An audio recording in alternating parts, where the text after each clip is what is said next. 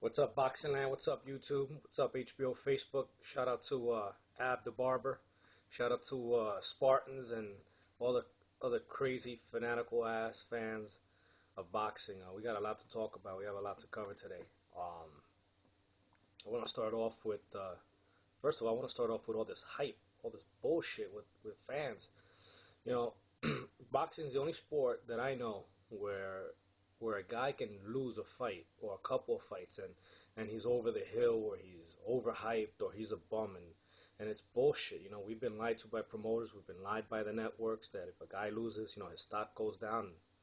And I think it's bullshit. I think fans need to stop jumping on and off of bandwagons. You know, it happened with Devon Alexander a couple of weeks ago, and then it happened last week again with Chad Dawson. I mean, granted, they didn't look good in those fights. Granted, you know, Dawson did lose that fight, but you know, they're still really good fighters. They're still young. They're still developing, and I think people need to cut them a little bit more slack. You know, before you jump on a wagon, I think you need to take a look and analyze a fighter and see if he's really as good as the hype or not.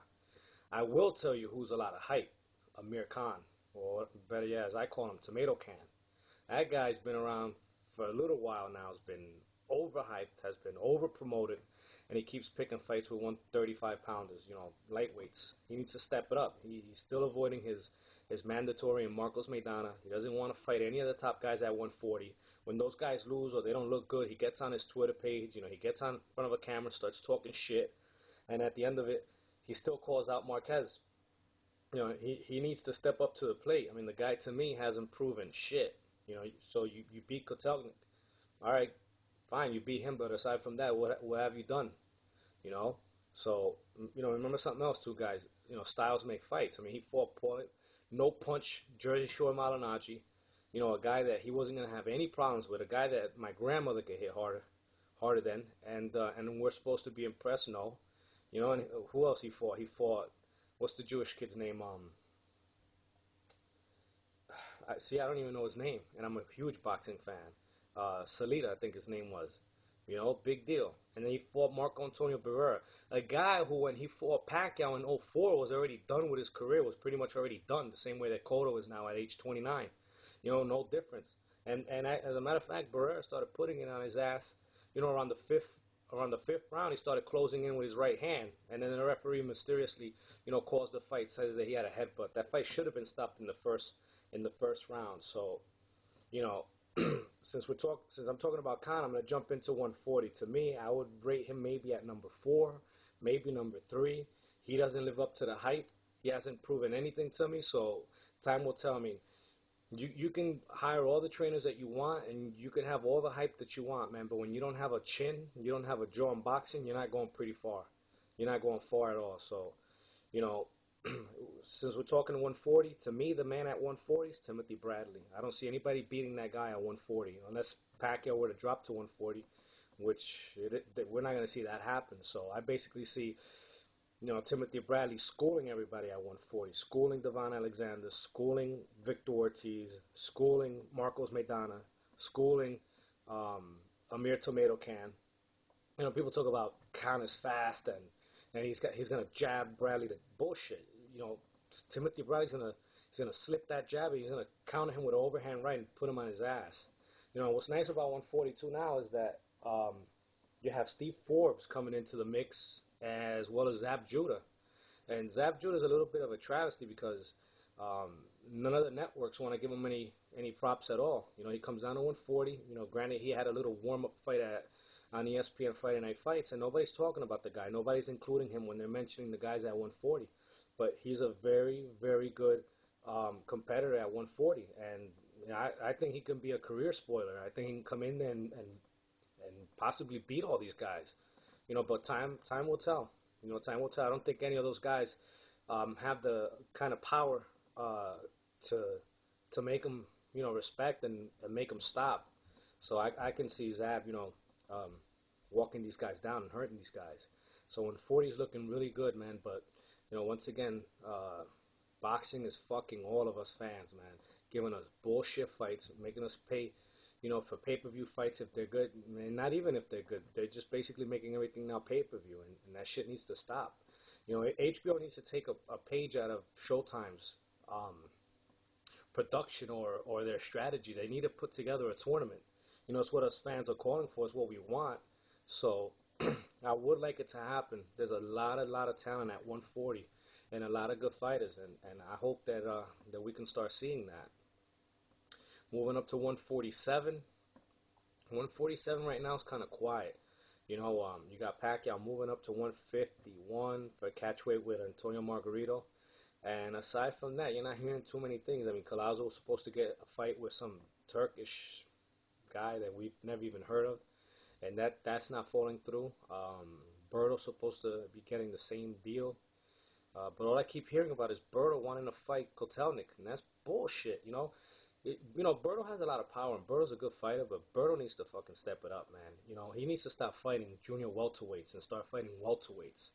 Berto has all the talent, has all the tools, but you know what? He has something in common with Tomato Cannon. He has no jaw. If he gets up there with a big puncher, he's going to be put to sleep.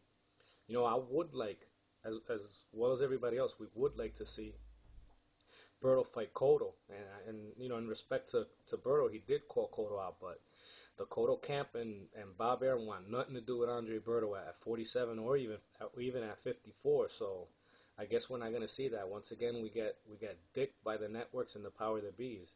And like I said, not much going on at 47. Cotto went up to 54. Pacquiao's chasing another bullshit catchweight vacant title at 54, and Margarito now outgrown 47. He's at 54. Shane Mosley's fighting at 54. So not much going on there. We're just gonna have to wait and see for the younger guys to get older and move up in weight, or for those other guys to come down. Now, I do believe that a lot of guys at 54 will come down, and the reason being is that, for example, in the case of Cotto, you have a guy who, to me, is done. Like Teddy Atlas said, he's damaged goods. Pacquiao showed us that the guy was done. He fought Yuri Foreman and beat the guy, but the guy came in with a knee brace. The guy came with an injury. They weren't gonna stop the fight and not fight at Yankee Stadium. So the fight went through and Cotto looked good, but of course he was fighting a hurt fighter. I believe if Foreman wouldn't have been hurt, he would have whooped Cotto's ass. So Arum moved him up to 54 for another vacant title, but excuse me, 54 is stacked. 54 has a lot of good people. Granted, Daniel Santos looked like shit against Yuri Foreman, but if he trains right, he can do a lot of damage at that weight. So you have him, you have Paul Williams in the mix. You also have Sergio Martinez. You have James Kirkland coming back from prison soon. You have Alfredo Angulo, who may not be the best guy, but his power and his size can beat a lot of the guys coming up to that weight. So I expect a lot of these guys to come down in weight. I expect Shane Mosley to come back down to 47. I expect Pacquiao to come back down to 47. I expect Cotto to come back down at 47. But this is what I have a feeling that's going to happen. Pacquiao's going to beat the living shit out of Margarito. Okay? And he's going to win that WBC title. And then what I believe is Cotto will have a fight against some bum, to defend his title. And given that Cotto wins and given that Pacquiao wins, there'll be a rematch and it'll be a unification for their titles. And this is the next thing that I see for Pacquiao, the next thing that I see for Cotto after he defends his title. And that's what I see happening. After that title defense and Manny getting that second belt, I see him vacating those belts and coming back down to 47, possibly to fight, Floyd Mayweather Jr. So that's what's going on with, with 47 and 54, and we're going to 160. Sergio's in the mix, and I don't, people are talking that middleweight division might be livening up again, but I don't see much there. You got this guy, Prugi, I think is his name, the guy that knocked out Daniel Jacobs at 160 now, who's a pretty damn good fighter, I gotta say. But aside from that, I don't see much going on at 60 now.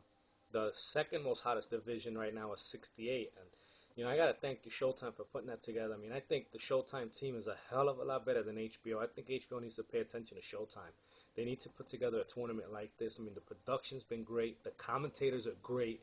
We have no bias bullshit like what we have with Larry Merchant and Emmanuel Uncle Tom Stewart. So, again, thank you, Showtime, for putting that together. And a lot of good fights coming up. You know, hopefully Darrell and Ward can come to an agreement on a location, and we'll be able to see that fight. We'll also be able to see Arthur Abram versus Carl Froch. Now that's a tricky fight. I had Arthur Abram winning that fight before. I was choosing him, but looking at their past and looking at their styles, Carl Froch is not that bad of a fighter, and he's got a hell of a chin, and the guy hits hard. So I'm gonna pick Carl Froch to knock out um, Arthur Abram, and I'm gonna pick Ward to beat Darrell just because Andre Ward is so versatile. There's so many different things that he can do. He can fight you going forward, being the aggressor. He can fight you inside in the pocket.